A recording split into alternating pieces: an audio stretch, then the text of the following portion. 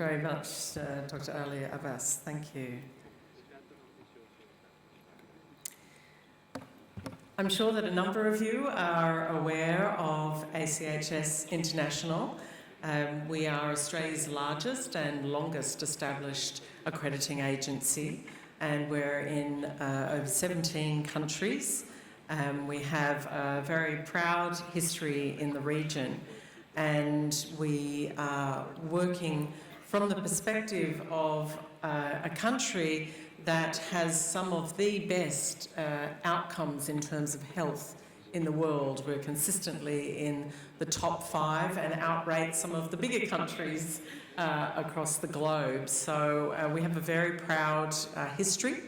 We're an independent organisation, a non-for-profit, a non-government group, and we're established, interestingly, by health managers and hospital managers, doctors and nurses to ensure that there was improvement in quality in healthcare services.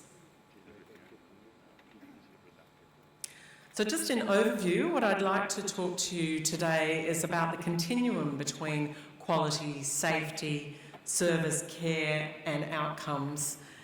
I want to talk about the shift from compliance and a tick box approach that I think we have tended to have in the past to a focus on culture.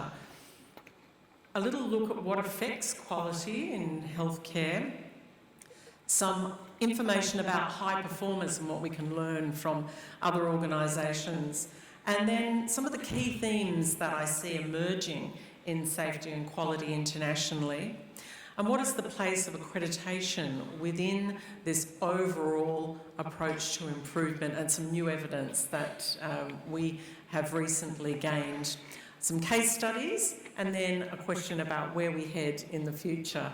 I'm very excited to be on this stage with Paula and also with Matthias, amazing presentations.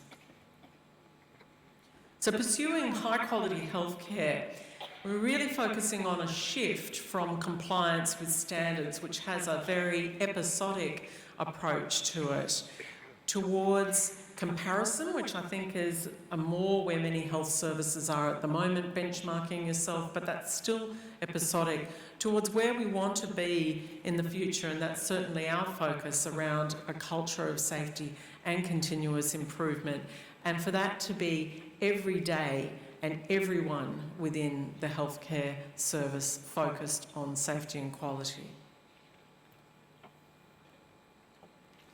So we all know that we work in complex and high pressure systems within healthcare, probably the most complex system globally. But we very much need to move beyond projects. We focus a lot in safety and quality on small projects that tend to be isolated and not connected, yet we work in a complex system. So we need to be focusing not only on the individual, but on the healthcare team, on the organisation as a whole, and indeed on the environment in which our healthcare services sit and work, both political and economic.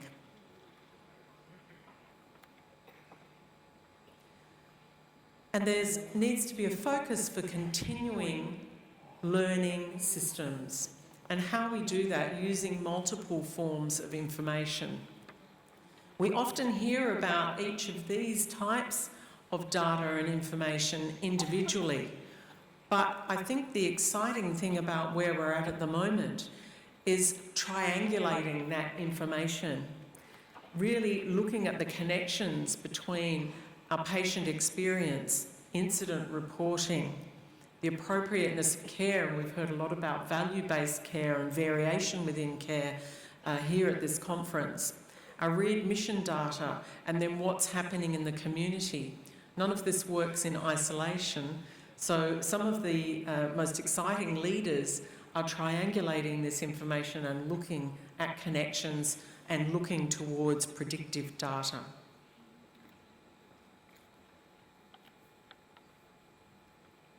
So we know that there are multiple factors that are sources of errors. So if we're taking a systems approach, we will look at a range of these different factors. But traditionally, I think in the older model of safety and quality, we have tended to focus on some of the top areas within this list: the patient factors, the tasks, the technology. We've taken much more of a traditional and mechanical view, which comes from a lot of applying industrial models to healthcare. But we know healthcare is a lot more complex than that.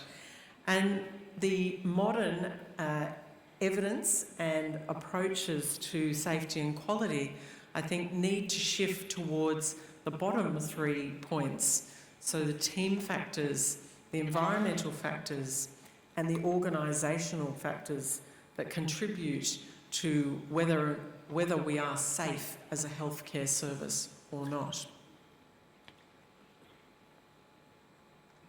I was very excited to hear Paula's comments about communication, because when we analyse the data, we know that actually one of the biggest contributors to error in healthcare is communication. And we see this again and again when we analyse data. This is some of the data that we've looked at in Australia. It remains the biggest issue, particularly when we have specialised teams within hospitals and we're transferring information between those healthcare teams. There is a lot of opportunity for error in the communication, but it's not something that we always focus on when we're considering how do we become a safer organisation. And when we consider what affects quality, there has tended to be a focus on not all of the components, and this data comes from a study looking at hospital environments. Technical care, the interpersonal relationships, and the quality of the environment in which you deliver that care all contribute towards the quality. But where do we focus when we think about the work that safety and quality has tended to emphasise? It's been on the technical aspects of care. Now that's important, but it's not the only issue. It's not the only thing that contributes to the quality overall. I had the very great privilege of looking at high-performing organisations that were patient-centred a number of years ago, spending time in the US with leading health services, mostly hospitals, and looking at their organisational characteristics.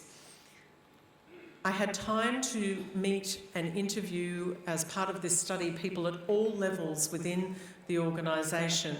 I was very pleased to hear the mention of the janitor and the cleaners, and really trying to get the sense of what made them the high-performing groups that they were.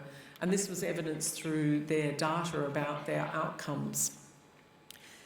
And what I found fascinating after looking at these organisations was that they had a common set of organisational characteristics. They had a very strong, committed senior leader team.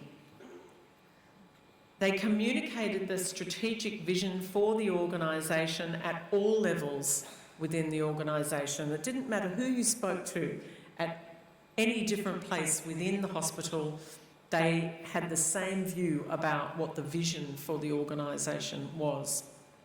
The degree to which they engaged patients and families was absolutely astounding. Really working from the governance levels right through to the bedside, working with patients, families, children to redesign healthcare. And I was very much inspired by Johns Hopkins and the case of Josie King and her mother, Sorrel, who actually re-engaged with the hospital to improve safety and quality after the death of her daughter. So there are many stories like that these health services are using to drive their safety and quality. A sustained focus on staff satisfaction. Hospitals that are really leading the way understand that there's a clear relationship between the staff and their satisfaction and the patient experience and the way in which those two connect. And so they spend a lot of time ensuring that it is a good work environment for their staff and listening to their staff about how they can make improvements. Regular measurement, we've heard about that this morning, reporting and feedback, and all sorts of feedback, not just complaints. I think we have a culture of focusing on complaints. We need to listen to a range of different feedback. Adequately resourcing care delivery change. So when you find that there is an improvement that needs to be made, these health services make sure that there is support for making that change and that good ideas don't just lie fallow. Building staff capability and capacity. If you want people to deliver the best safe quality care, you need to support them as staff teams and build their ability to do the best possible jobs. And accountability and incentives, being transparent about your data, not only within your facility but with the public and with patients, letting them know where you are on your journey in safety and quality. And having a culture that is strongly supportive of change, being a learning organisation. So what struck me about these groups was they didn't do just one of these things, but they were doing all of them. This characterised who they were as high-performing organisations.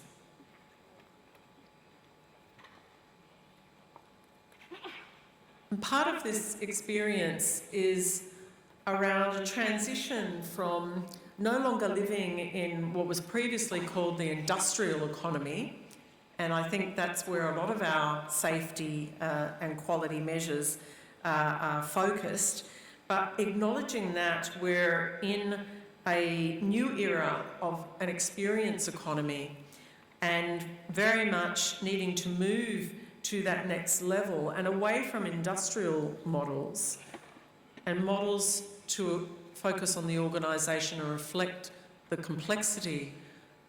We heard again this morning about experience and the focus on overall experience. So from a safety and quality perspective, we're looking at a transformation, and the organisations that are leading this and providing excellent care are committed to that quality transformation. They're supporting their frontline leadership, and they're embedding that culture of measurement throughout their organisation. There's some of the international themes that are emerging within this space is that need to look at safety across the patient care journey. So beyond the focus in the acute setting, to the connection with primary care, with home care, with self-management, reaching out before episodes of care into the community and connecting, and then beyond the hospitalisation and connecting back into the community. Integrating safety and quality into the new models of care so that it's not something that sits off to the side, and increasingly a focus on mental health for our patients. The drivers in this space is having the governance from the top really focused on safety and quality, the boards and the leaders and the executives within your health services, publicly reporting on safety indicators, and moving, as I said, beyond that compliance to accountability.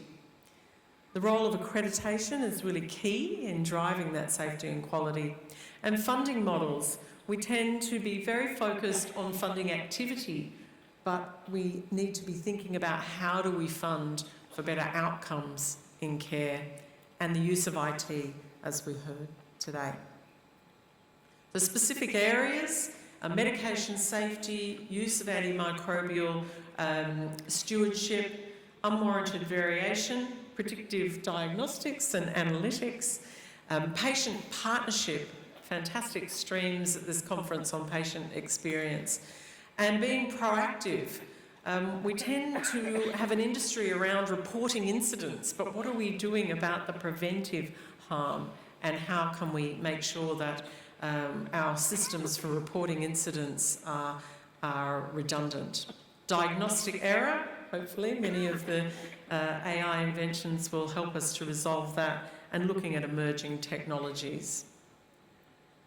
I'm very pleased that we recently commissioned some new evidence and research looking at the role of accreditation in this space, which shows that there's a positive association between services that are accredited and improvements in quality, patient experience and outcomes. And accreditation provides that litmus test for the safety culture within an organisation.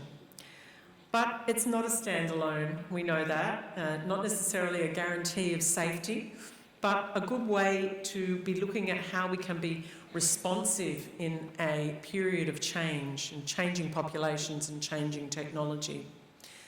But the approach to accreditation needs to be organisation-wide, needs to be flexible and tailored to healthcare services, and focused not around checklists but around the patient journey. And what we also found with this research is that can be used to develop and support that culture of safety and quality. So focusing on a comprehensive approach, recognising that we're in a complex multidisciplinary system, is absolutely crucial to having a continuous quality improvement culture. And looking at moving from quality as a component, as you see in this equation, to a bigger part of what is value. So quality, experience and outcomes over the amount of cost that you're spending will help you to determine what value you're getting. I want to end by just showing you a couple of quick examples of groups that are real leaders who are focusing on those components of value. This is an example of a medication management plan from a hospital within New South Wales in Australia, which took a comprehensive view of managing medication and found within that they decreased their medication errors over a period of a year. Murray Stopes in Australia, again focused on the patient experience, engaged with patients to really improve their experience of care and saw increase in their meeting of accreditation standards.